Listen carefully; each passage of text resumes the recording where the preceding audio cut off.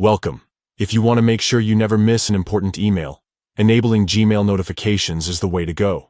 Today, I'll walk you through the updated steps to turn on Gmail notifications right from your app settings. Let's get started.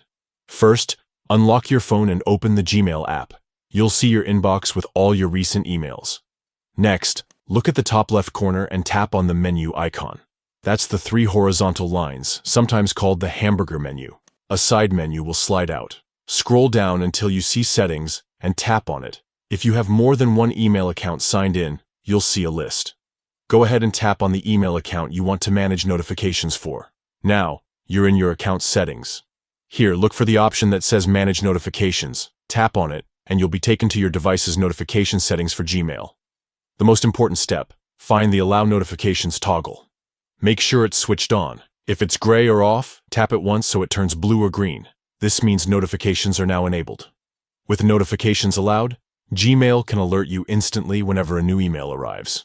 If you want even more control, you can customize what kinds of notifications you get, like only for important emails or for all mail. That's it. You've just enabled Gmail notifications from your settings.